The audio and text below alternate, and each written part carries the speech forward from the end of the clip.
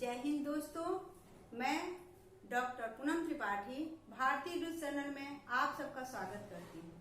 यदि आप net JRF MPhil PhD student हैं तो यह चैनल आपके लिए बहुत ही उपयोगी होगी, क्योंकि मेरे इस चैनल पर रिसर्च संबंधी संपूर्ण जानकारियां बहुत ही सरल भाषा में दी जाती है। आज का जो हमारा टॉपिक है वह रिसर्च स्टेप 9 यानी अंतिम उसके स्टेप से है। तो चलें अपने टॉपिक की ओर। टॉपिक है आज का रिसर्च रिपोर्ट कैसे लिखें, रिसर्च रिपोर्ट कैसे होना चाहिए, इसका फॉर्मेट क्या है, इसको हम किस प्रकार से लिखें, इसमें क्या क्या लिखना होता है, इससे क्या फायदे होते हैं आगामी शोधार्थी को, ये सारी चीजों की जानकारी आज की कक्षा में मैं देने वाली हूँ। तो चलें अपने टॉपिक की ओर। शोध प्रतिवेदन एवं उनके प्रारूप, research reports and their formats. सबसे पहले ये हो कि जो हमारा ये रिसर्च रिपोर्ट जो होते हैं वह सुस्पष्ट,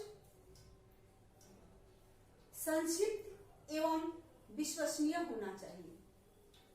तो चलें शोध प्रतिवेदन।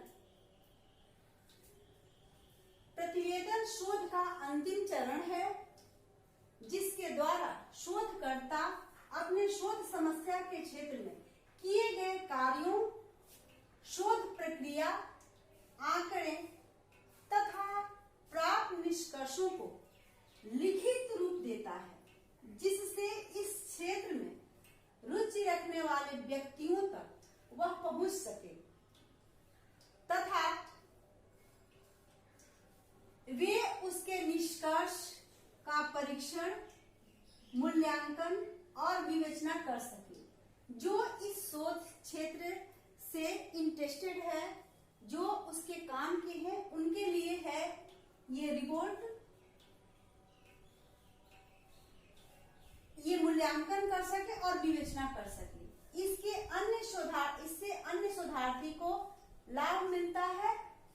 प्रतिवेदन से उस क्षेत्र की अन्य समस्याओं, सीमाओं की चर्चा कर भावी शोध के लिए सुझाव मिलता है। परिणाम स्वरूप ज्ञान कोश में वृद्धि होती है और निष्कर्षों का मूल्यांकन कर अन्य शोधार्थी शोध कार्य को आगे करने के लिए प्रेरित होते हैं। अब है रिपोर्ट का जो फॉर्मेट होता है, वो रिपोर्ट का फॉर्मेट किस प्रकार के होना चाहिए, उसके जो बाहरी पृष्ठ हो वो कैसे हो, और फिर उसके अंदर हम कैसे कैसे शोध रिपोर्ट में क्या क्या मेंशन करें, ये सारी चीजें यहाँ हम देखेंगे। शोध रिपोर्ट का प्रारूप। शोध रिपोर्ट के जो बाहरी पृष्ठ होते हैं उसको समझने के लिए यहाँ हम देखें। सबसे पहले मैं ये बता दूं कि मैंने पिछले वीडियो में सिनॉप्सिस के दौरान बृहद रूप से जो बाहरी पृष्ठ बनाते हैं वे कैसे होना चाहिए, उसमें मैंने पूर्ण रूप से बताया है। यहाँ पर सबसे पहले यहाँ पर जो हमारी शोध समस्या है, ये विषय सूची जो दिया है, यहाँ हम कैसे मेंशन करेंगे। बाहरी जो पृष्ठ होता है उस पृष्ठ में हम ये जो शोध शीर्षक जो हमारा होता है, शोध शीर्षक जो समस्याएं हैं, हमारे टॉपिक है, उस टॉपिक का हमारा यहाँ सबसे पहले नाम होता है। इसके बाद जो विश्वविद्यालय है, जिस विश्वविद्यालय से हम रिसर्च कर रहे हैं, उस विश्वविद्यालय का लोगो होता है। लोगो के बाद विश्वविद्यालय का जो नाम होता है, उसके बाद जो हमारा होता है वो हम जो शोध रिपोर्ट लिख रहे हैं उस शोध रिपोर्ट का होता है। और उसके बाद जो होता है वो उसके नीचे हम जस्ट बाई ओर, जैसा कि मान लेते हैं कि यही बाहरी पृष्ठ हो, तो इसके सबसे इस ओर हम जो शोध निर्देशक होती हैं उनका नाम लिखते हैं, उनका एड्रेस लिखते हैं कि वहाँ वो किस विद्यालय, किस कॉलेज में है, कहाँ है, उनका कॉलेज का नाम क्या है, ये सारी चीजें उसमें लिखते हैं। इसके बाद यहाँ शोध निर्देशक का नाम होता है। और फिर अगर हम यूनिवर्सिटी से कर रहे हैं तब तो वही वाला एड्रेस देंगे। अगर यूनिवर्सिटी से हमारा नहीं है, किसी कॉलेज से है, तो उस कॉलेज का एड्रेस हम उसके नीचे दे देते हैं, विश्वविद्यालय का नाम और लोगो सबसे ऊपर होता है।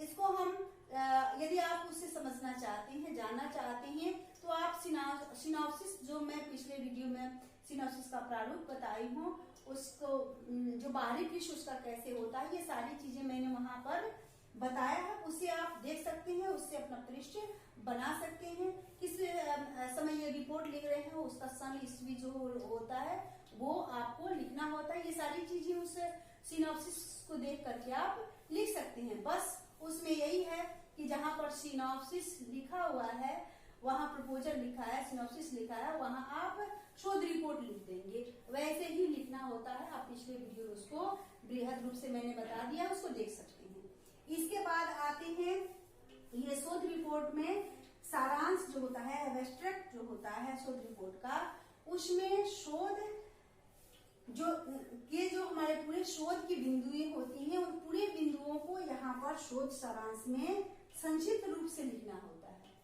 शोध की जो हमारा उद्देश्य क्या है, उद्देश्य को लिखना होता है। शोध में हम कौन से कार्य प्रणाली का प्रयोग किए हैं, शोध का जो हमारा परिणाम क्या है, निष्कर्ष क्या है, ये सारी चीजें हमें उसमें ये शोध सारांश एब्स्ट्रैक्ट में लिखनी होती है। परिचय, इंट्रोडक्शन, रिपोर्ट इंट्रोडक्शन में हम शोध के पृष्ठभूमि के विषय में बताते हैं कि हमारे शोध समस्या है, वो शोध समस्या के जो पृष्ठभूमि है वो क्या है, इसके पीछे हमारा क्या उद्देश्य है, और हम ये जो शोध कर रहे हैं उससे समाज, आने वाली पीढ़ी को, समाज को क्या फायदे हैं। उस शोध के दौरान हमने जो रिव्यू ऑफ लिटरेचर में कौन कौन सी पुस्तकों का अध्ययन किया, हम योजना कैसे बनाएं, और शोध के दौरान हमें किन किन कठिनाइयों का सामना करना पड़ा, इसके दौरान हमें किन किन का मदद मिला, उन सबको यहाँ पर मेंशन करना होता है। और इस शोध से हमारे जो आने वाली भावी पीढ़ी है, सुधार्थी है, उसका इस हमारे शोध से क्या लाभ हो सकते हैं, ये सारी चीजें हमें इसके परिचय में लिखना होता है। इसके बाद क्रियाविधि मेथोडोलॉजी, इस मेथोडोलॉजी में हमने कौन कौन सा मेथड का प्रयोग शोध के दौरान हमने किया, जैसे आपका है प्रयोग, उपकरण और क्रियाविधि। प्रयोग सब्जेक्ट, जो हमारा क्षेत्र है रिसर्च का, जो हमारा क्षेत्र है सब्जेक्ट, हमने सब्जेक्ट यानी या दृश्य है, और आप जो हमारा उपकरण है यानी कौन सा हम आंकड़े जो है वो आंकड़े कैसे कलेक्ट किए, किन प्रश्नावली विधि से या कोई मशीनरी उपकरण के द्वारा की, ये चीजें उपकरण के द्वारा है। और क्रियाविधि हमने कौन सी शोध प्रक्रिया को हमने अपनाया। मेथोडोलॉजी के दौरान परिणाम रिजल्ट, शोध के दौरान शोध का जो परिणाम हुए में किन आंकड़ों से प्राप्त हुए, ये परिणामात्मक या वर्णनात्मक, ये जो हमारा परिणाम है वो किसके द्वारा हमें प्राप्त हुए, कैसे प्राप्त हुए, इन चीजों को, जो हमारा परिणाम थे, क्या हम जो परिकल्पना की थी वो परिकल्पना के अनुसार क्या हमारे परिणाम है, इन सबको इसमें मेंशन करनी होती है। विचार विमर्श, डिस्कशन, विचार विमर्श में परिणाम रिजल्ट, यह शोध के सृजनात्मक भाग है। इसमें हमारे जो आंकड़े प्राप्त हुए हैं उन आंकड़ों की व्याख्या की जाती है। इस व्याख्या के दौरान हमें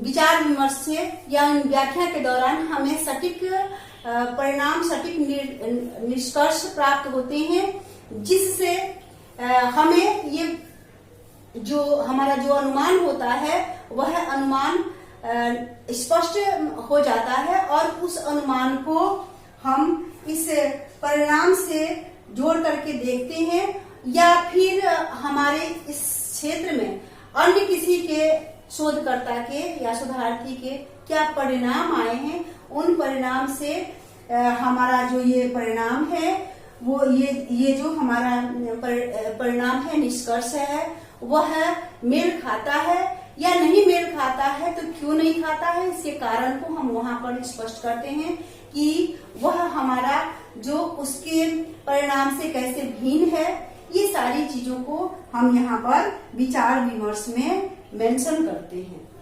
सबसे पहले हम इस निष्कर्ष में ये देखते हैं कि विचार विमर्श के बाद हमारे मस्तिष्क में जो निष्कर्ष शोधकर्ता के जो मस्तिष्क में निष्कर्ष आए या उसने अनुमान सटीक अनुमान लगाया, वो जो अनुमान या निष्कर्ष निकले वो हमारी जो परिकल्पनाएं थी उससे परिकल्पना की परिपुष्टि हो रही है कि नहीं, उसको इस निष्कर्ष में लिखना होता है। अनुशंसाएं, रिकमेंडेशन, इस शोध के दौरान हमारे जो क्या रुचि कर रहे हैं, क्या क्या जो हमें किन किन पुस्तकों पर जो रुचि कर रहे हैं, क्या क्या हमारे जो इस क्षेत्र में काम किए वो हमारे लिए रुचि कर रहे हैं, रुचि पैदा किए, वो सारी चीजें इसमें मेंशन करनी होती है। इसके बाद है संदर्भ ग्रंथ है, सूची, जिन उससे मैं हमारे शोध में कौन कौन से ग्रंथ है, उन ग्रंथ सूचियों का यहाँ नाम मेंशन करना होता है। वह कहाँ से पब्लिश हुए हैं, उनके लेखक का नाम क्या है, ये सारी चीजें यहाँ पर इनके संदर्भ ग्रंथ सूचियों में लिखना होता है।